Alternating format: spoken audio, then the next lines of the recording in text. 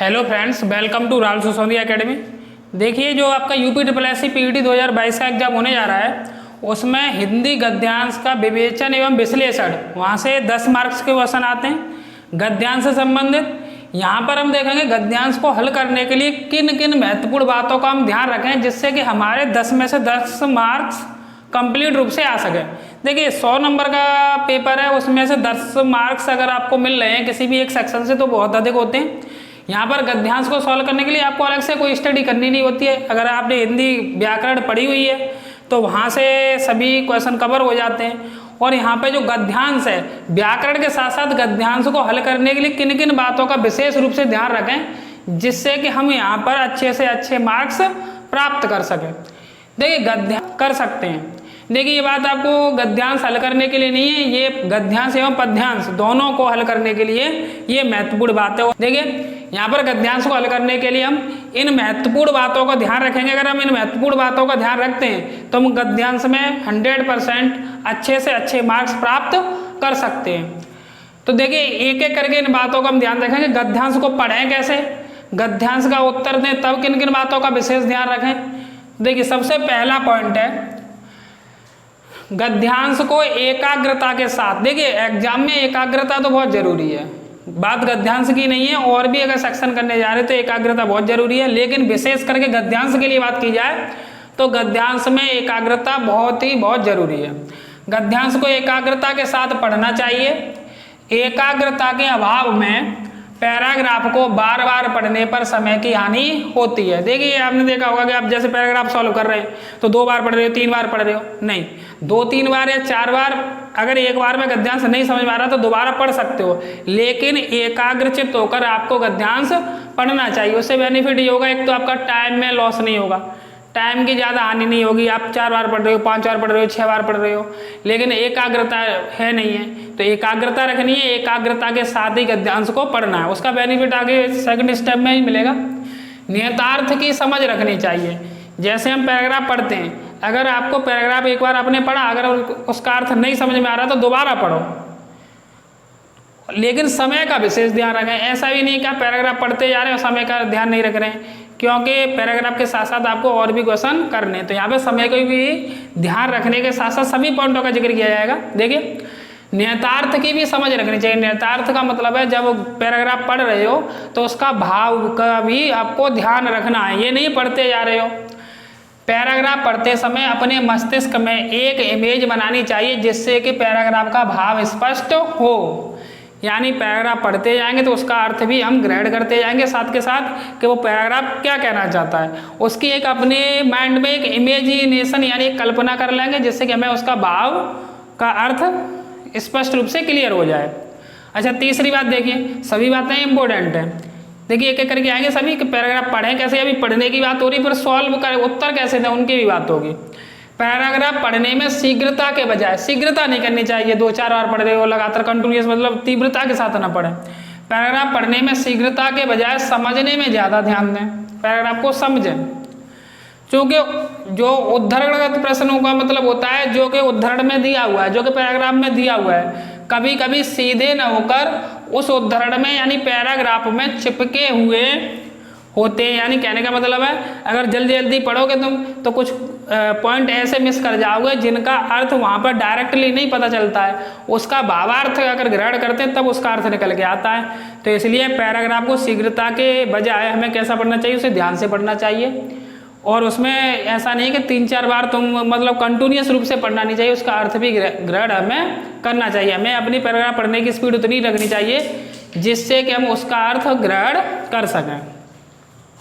Fourth point का विशेष करके क्या ध्यान रखना है तुम्हें, पैराग्राफ पढ़ने से पूर्व यदि हम एक बार प्रश्नों को, देखिए ये पॉइंट है, इस पॉइंट का आप यूज कर सकते हो। एक तरीका तो यह है कि हम पैराग्राफ पढ़ें, उसके बाद उत्तरों को देखें, उत्तर दें। एक दूसरा तरीका ये भी है कि अगर आप एक बार प्रश्न को देख लोगे कि पैराग्राफ पढ़ने से पूर्व अगर हम प्रश्न को एक बार नज़र से देख लेंगे, सरसरी नज़र से, तो उस समय हमें बेनिफिट 2 होंगे। वो बेनिफिट कौन से होंगे, पैराग्राफ पढ़ने से पूर्व यदि हम एक बार प्रश्नों को देख लें तो एकाग्रता तो बढ़ती है। अगर एक बार आप प्रश्नों को देख लोगे, जो भी पूछे उस पर 3 या 4 क्वेश्चन, तो अगर आप प्रश्नों को देख लोगे तो आप पता चल जाएगा कि हमें किस पॉइंट पे ज़्यादा फोकस करना है। तो उससे जब पैराग्राफ पढ़ोगे तो पैराग्राफ में एकाग्रता तो बढ़ेगी, साथ में बेनिफिट क्या होगा, साथ ही कभी कभी गद्यांश पर सीधे प्रश्न होते हैं, डायरेक्टली क्वेश्चन बोल देता तो उनका उत्तर तुरंत प्राप्त हो जाता है। अगर हम एक बार क्वेश्चन देख लेंगे तो एकाग्रता बढ़ जाएगी और जो डायरेक्ट क्वेश्चन होगा उसका तुरंत वहीं पे आंसर हम प्राप्त कर लेते हैं। पॉइंट है, ये भी पॉइंट काफ़ी अधिक इम्पोर्टेंट है। जिस समय अनुच्छेद पढ़ रहे हो उस समय विशेष शब्दों या वाक्यों को रेखांकित करते चले।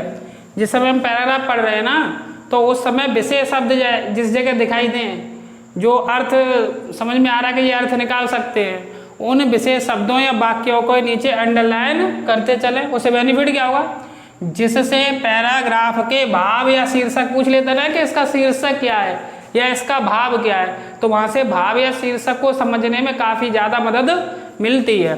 भाव या शीर्षक वो उसे हम फाइंड करने में आसानी होगी तथा उत्तर देने में भी क्या रहती है, आसानी रहती है। वहाँ पर कंसंट्रेशन बना रहता है, इसलिए यहाँ पे बेनिफिट होता है अगर अंडरलाइन करते चलोगे। देखिए छठवां पॉइंट देखते हैं। छठवें पॉइंट से क्या है, प्रश्न को बड़ी सावधानी से पढ़ें।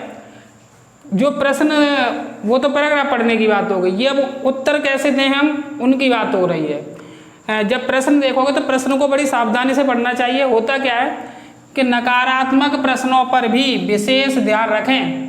शीघ्रता के कारण प्रश्नों की प्रकृति यानी नेचर न समझ पाने से उत्तर गलत हो जाता है। कहने का मतलब यह है कि आपने अगर प्रश्न में जल्दी कर दी समझने में, प्रश्न आपने जल्दी पढ़ लिया और सही तरीके से नहीं समझा, तो उसके नेचर यानी प्रकृति समझने में आपको समस्या हो सकती है। हो सकता है वो पॉजिटिव सेंस में क्वेश्चन पूछ रहा हो और तुम उसे नेगेटिव सेंस में ले जाओ, या वो नेगेटिव सेंस में क्वेश्चन पूछ रहा हो तुम पॉजिटिव सेंस में ले जाओ।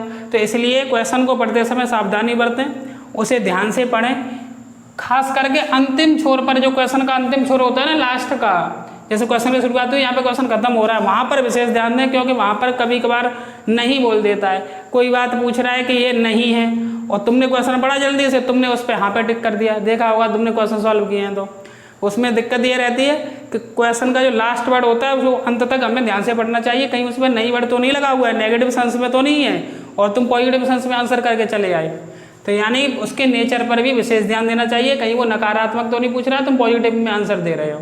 देखिए सातवां पॉइंट क्या है, प्रश्नगत उत्तर सर्वथा उद्धरण पर ही आधारित होना चाहिए। यानी जो तुम आंसर दे रहे हो पैराग्राफ से, वो पैराग्राफ में हो, पैराग्राफ से संबंध रखता हो। पैराग्राफ में होने का मतलब पैराग्राफ से संबंध रखता हो, उसके भाव या उसके अर्थ में नहीं, तो ऐसा नहीं हो बेशक उसका कोई सर्वमान्य उत्तर आपकी समझ में है, बेशक आपको पहले से उसका कोई उत्तर और पता है अलग से, और वो सही भी है, लेकिन जो आंसर देना है वो कहाँ से देना है, पैराग्राफ से देना है। पैराग्राफ के भाव में से होना चाहिए, पैराग्राफ में से होना चाहिए, उससे बाहर से आंसर न रख दें, यानी आंसर पैराग्राफ से संबंधित होना चाहिए। आठवां पॉइंट देखिए, प्रश्नगत विकल्पों को बड़ी सावधानी से पढ़ना चाहिए। जो 4 ऑप्शन दिए होते हैं उनको भी सावधानी से पढ़ना चाहिए। होता उसमें क्या है, कभी कभी ये बात पैराग्राफ की 1-2 पॉइंट तो इसमें ऐसे हैं, नेगेटिव सेंस वाले और ऑप्शन वाले, ये 2 सेंस तो प्रश्नों में भी कन्फ्यूज हो जाता है। स्टूडेंट कभी कभी आते हुए क्वेश्चन गलत हो जाते हैं, नहीं देख पाया कि नेगेटिव में पूछ रहा है, ऑप्शन नहीं देख पाए, 2 ऑप्शन नहीं दिखे, एक लगा के चला, हमने चौथा ऑप्शन देखा ही नहीं है, जबकि उससे एक्यूरेट वो था जो उसे पूछ रहा था वो। यही बात यहाँ पे लिखी हुई है, प्रश्नगत विकल्पों को बड़ी सावधानी से पढ़ना चाहिए। कभी कभी 2 विकल्प प्राय उत्तर के करीब लगते हैं। ऐसा होता है 4 ऑप्शन में से 2 तो हमें पता पड़ गया, नेगलेक्ट कर दिया हमने, अब 2 उत्तर में कन्फ्यूजन रहती है कि इनमें से कौन सा होगा, ये होगा ये होगा। तो जब पैराग्राफ आपने ध्यान से पढ़ा है तो उनमें जो ऑप्शन है उनमें देख लें कि जो पैराग्राफ से एक्यूरेसी किसके साथ में ज़्यादा है, उस ऑप्शन को करना चाहिए। 2 ऑप्शन कभी कभी बिल्कुल उसके नज़दीक लगते हैं। 9वां पॉइंट है, यदि कोई प्रश्न समझ नहीं आ रहा है तो उसे बाद में हल करें, उस पर समय बर्बाद ना करें। अगर कोई प्रश्न समझ में नहीं आ रहा है तो उसे वहीं पे छोड़ दें, क्योंकि हमें समय का भी विशेष ध्यान रखना है और नेगेटिव मार्किंग भी होती है साथ के साथ। तो उस प्रश्न को सबसे लास्ट में, जब क्वेश्चन को और को सॉल्व कर लो, उसके बाद उस क्वेश्चन को हमें ट्राई करना चाहिए। तो देखिए हमने गद्यांश या पद्यांश दोनों के लिए बात है, इससे संबंधित उन्हें क्वेश्चनों मतलब पैराग्राफ को कैसे पढ़ें, उनसे संबंधित हम आंसर कैसे दें, किन किन बातों का विशेष ध्यान रखें, इन सभी पॉइंटों को हमने देखा।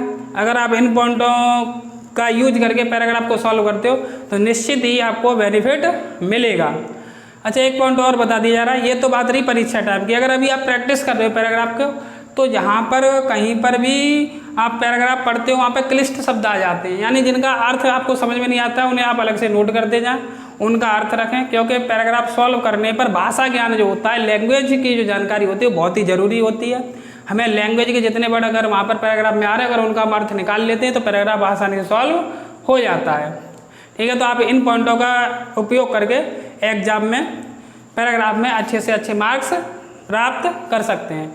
अगर आपने चैनल को सब्सक्राइब नहीं किया तो चैनल को सब्सक्राइब कर लें और बेल आइकन को प्रेस कर लें। धन्यवाद।